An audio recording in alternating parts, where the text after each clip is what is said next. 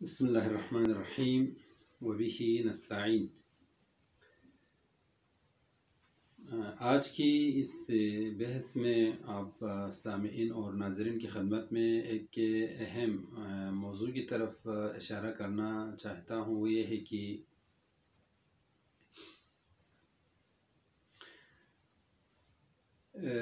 مسلم اول کون ہے، اول مسلمان کون ہے پیغمبر اکرم کے بعد جس نے یہ افتخار تاریخ اسلام میں کسب کیا ہو کہ سب سے پہلے اس نے اسلام قبول کیا ہو، وہ خوش قسمت کون ہے؟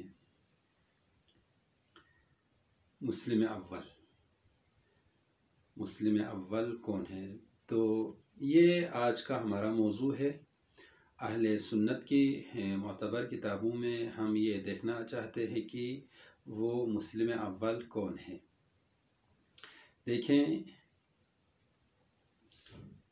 اصل اسلام کی ضرورت کیا ہے، اسلام کی ضرورت کیا ہے، تو اس سلسلے میں تفصیلی بحث ہو سکتی ہے، لیکن چونکہ ہمارا موضوع یہ نہیں ہے کہ اسلام کی ضرورت کیا ہے، ہم اس چیز کو فرض سمجھتے ہوئے، مفروض سمجھتے ہوئے کہ اسلام انسان کی زندگی کے لیے ضروری ہے، یہ دیکھنا چاہتے ہیں کہ مسلم اول کون ہے۔ لیکن نہایت ہی اختصار کے ساتھ ایک دو جملے کی طرف میں اشارہ کروں۔ اسلام کی ضرورت کیا ہے؟ یعنی اصلاً انسان اسلام قبول نہ کرے، دین قبول نہ کرے تو کیا ہوگا؟ خوب، یہ اپنی جگہ ایک الگ بحث ہے، لیکن یہ بات ہمارے لیے قابل قبول ہے کہ اور دینی اعتبار سے، عقل اور فطرت کے اعتبار سے یہ بات ہمارے لیے قابل ہضم ہے۔ ہم سمجھ سکتے ہیں کہ انسان فطری طور پر کمال طلب ہے، کمال چاہتا ہے، بلندی چاہتا ہے، روشنی چاہتا ہے، سعادت چاہتا ہے، کامیابی چاہتا ہے۔ کوئی انسان تنزل کی طرف جانے کو نہیں چاہتا ہے، کوئی بھی انسان شکست کھانے کو نہیں چاہتا ہے، کوئی بھی انسان زمین گیر ہونا، زمین بوس ہونا نہیں چاہتا ہے۔ وہ تربیتی اعتبار سے، اخلاقی اعتبار سے، فکری اعتبار سے، علمی اعتبار سے وہ ایک موفق انسان میں تبدیل ہونا چاہتا ہے، ایک کامل انسان بننا چاہتا ہے۔ بس کمال کو چاہنا یہ انسان کی فطرت میں شامل ہے، انسان فطرتاً کمال طلب ہے۔ ایک دو یہ ہے کہ کمال تک پہنچنے کے لیے ایک نظام کی ضرورت ہے، ایک پروگرام کی ضرورت ہے، ایک سلیبس آپ کے پاس ہونا چاہیے، ایک ٹائم ٹیبل آپ کے پاس ہونا چاہیے، ایک راہ، ایک راستہ، ایک طریقہ آپ کے پاس ہونا چاہیے۔ جس طرح سے آج کل کی دنیا میں یہی ہے کہ کہیں پہنچنے کے لیے کسی بھی ادارے میں ترقی کی طرف جانے کے لیے، کسی بھی ملک میں کوئی بھی ادارہ ترقی سے گامزن ترقی کی طرف جانے کے لیے اس کے پاس مختلف پروگرامز ہوتے ہیں، اس ادارے میں ٹائم ٹیبل کے حساب سے سلیبس، شرائط، یہ چیزیں ہوتی ہیں۔ اس کے بغیر کوئی انسان بھی ترقی نہیں چھو سکتا ہے، وہاں فائز نہیں ہو سکتا ہے۔ بس انسان ترقی چاہتا ہے، اس ترقی تک پہنچنے کے لیے ایک نظام ہونا چاہیے، تاکہ وہ نظام انسان کو طور طریقے بتائیں، راہ و روش بتائیں، رہن سہن بتائیں، آداب بتائیں۔ تیسرا یہ ہے کہ اسلام انسان کے لیے ایک ضابطۂ حیات ہے، ایک درس زندگی ہے۔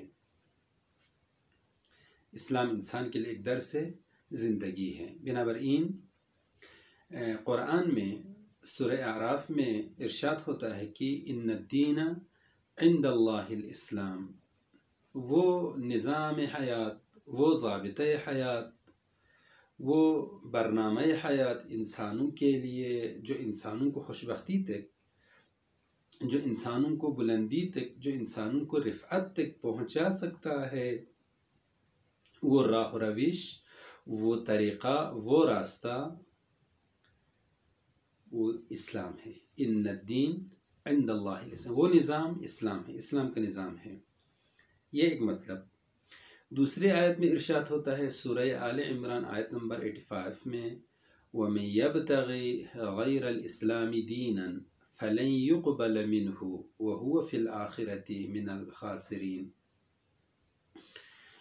اسلام کے علاوہ اگر کوئی دوسرا دین قبول کرے، دوسرے راستے پر چلے، دوسرے طریقے پر چلے، تو وہ راستہ، وہ طریقہ، وہ رہن سہن قبول نہیں ہوگا۔